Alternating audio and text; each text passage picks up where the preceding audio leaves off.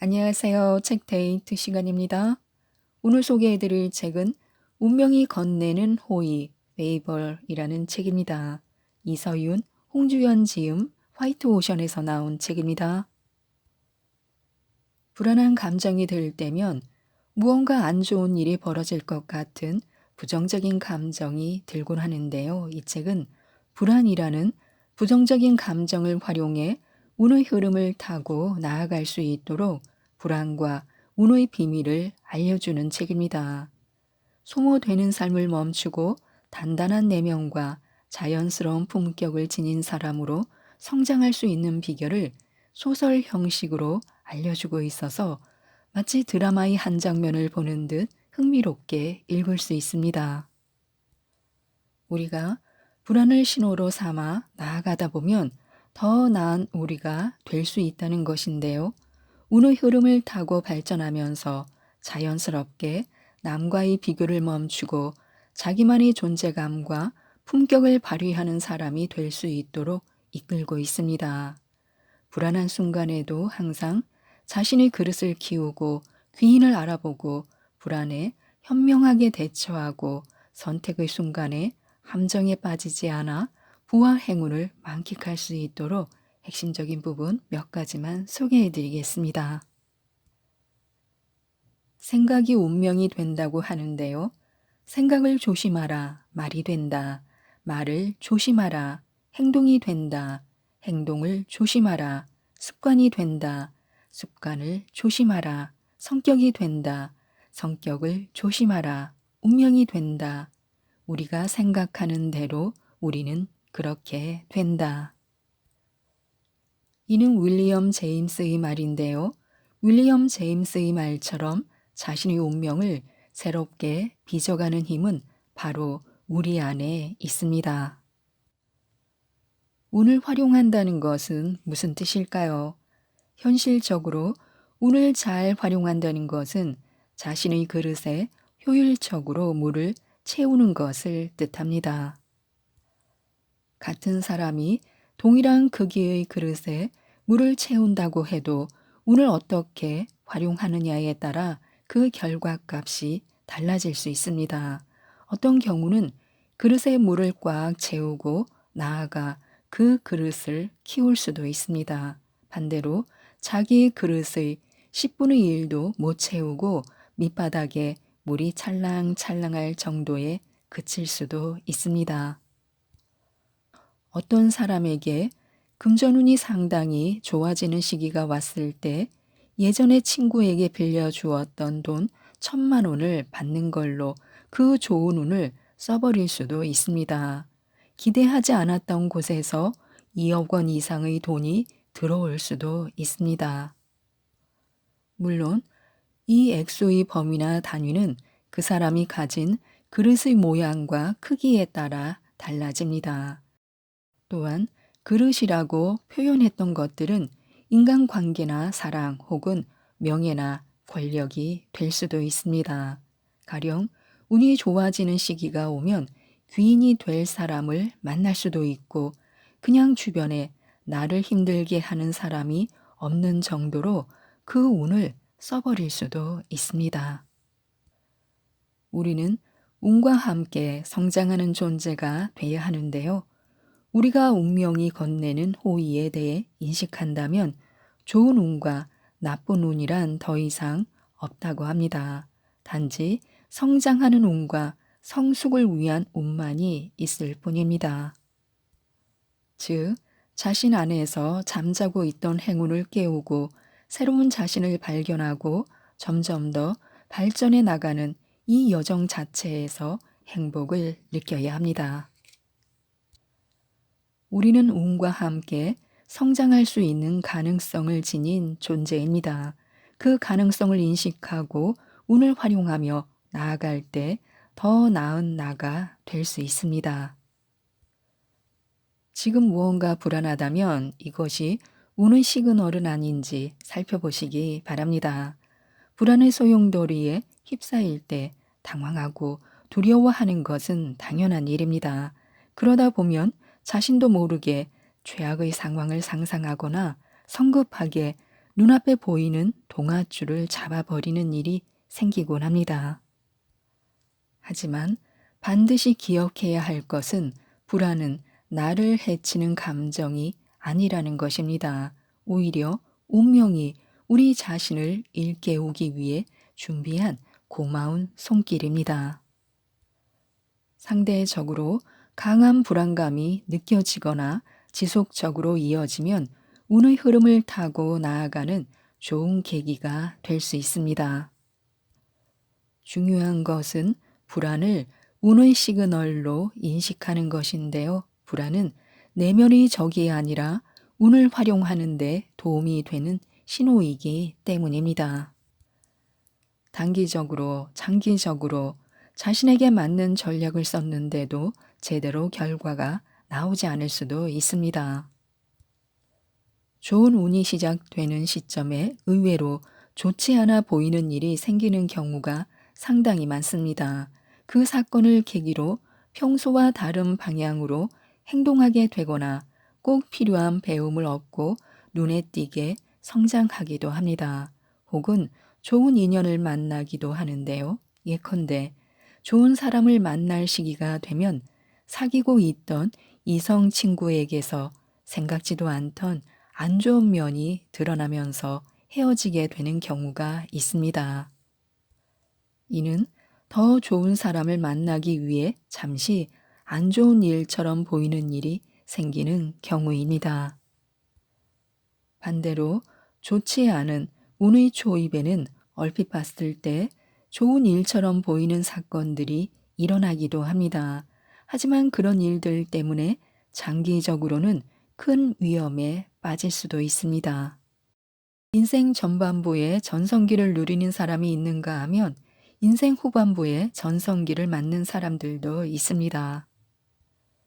인생 후반부에 전성기를 맞는 사람들이 좋은 운을 더 잘 활용하는 이유는 어려움에 대한 내성이 있기 때문입니다.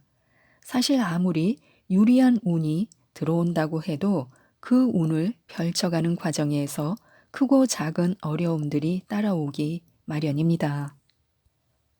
젊었을 때 힘든 일을 겪으면서 시련에 대한 내성을 자연스럽게 쌓아온 사람들은 어려운 일들을 만나도 상대적으로 수월하게 받아들이고 극복할 수 있습니다.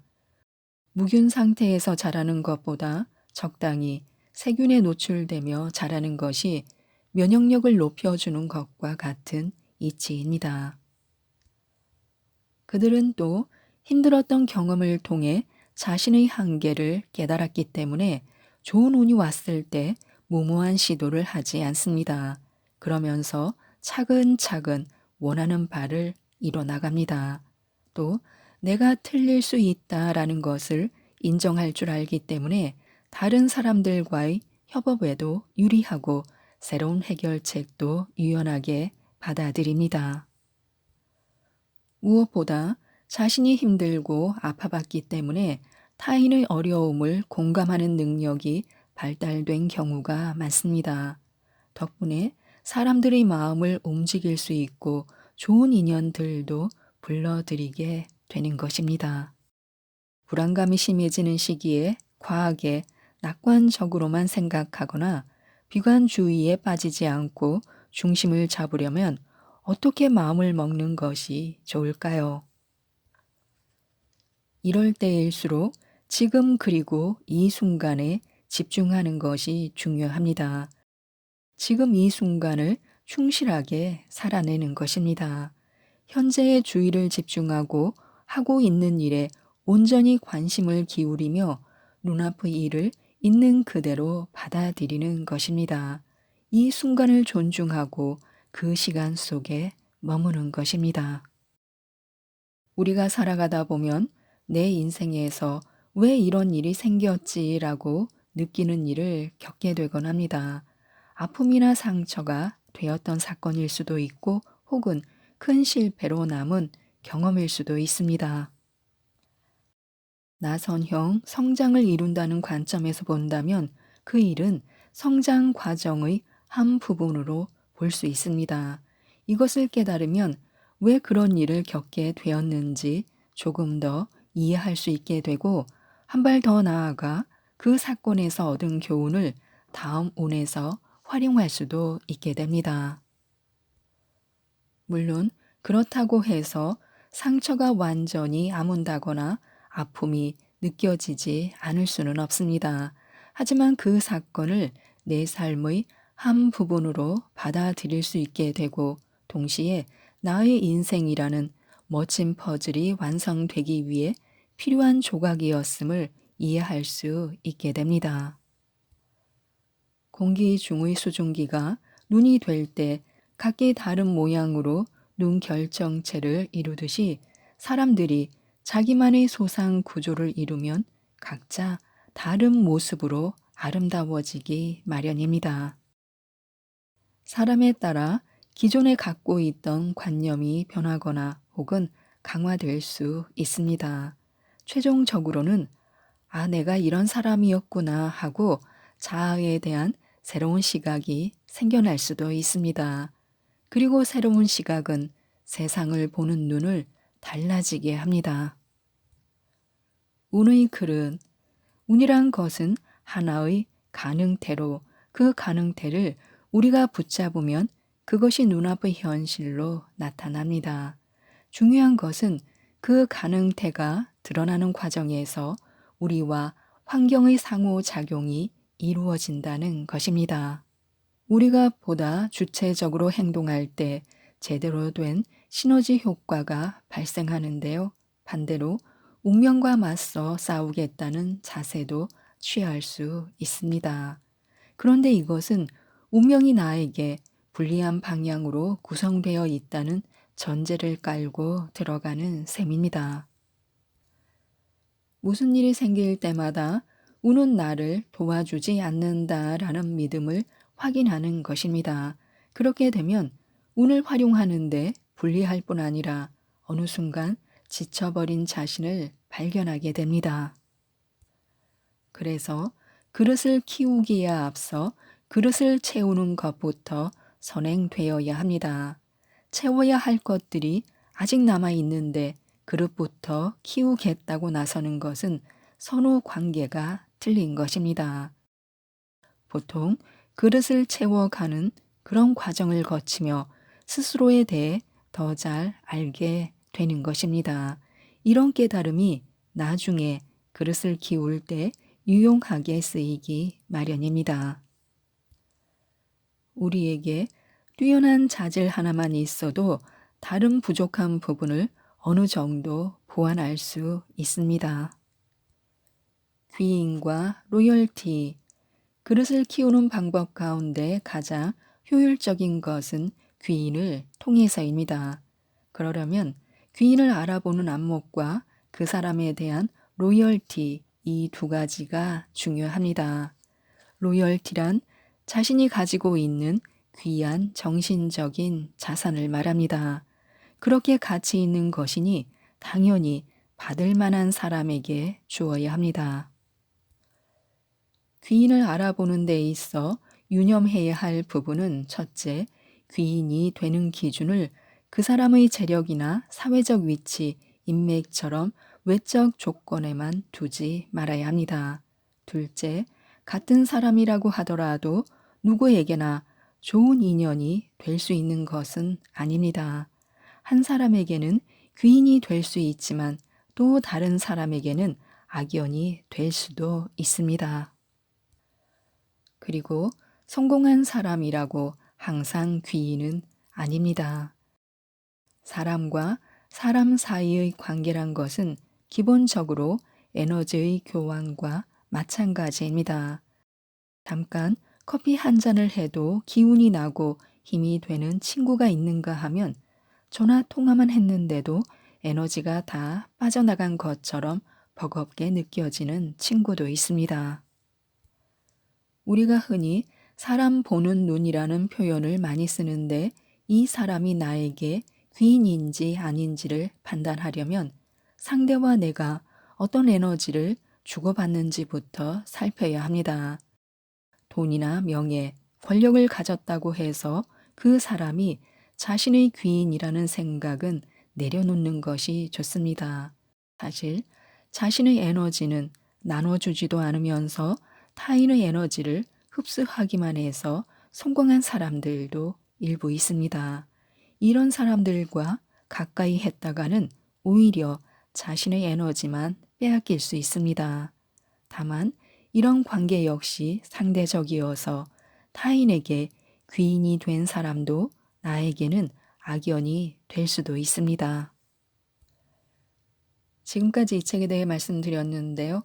나이에 대한 고정관념에 얽매이다 보면 세상이 정해놓은 시간표를 따라가지 못할 때 불안해지기 쉽습니다.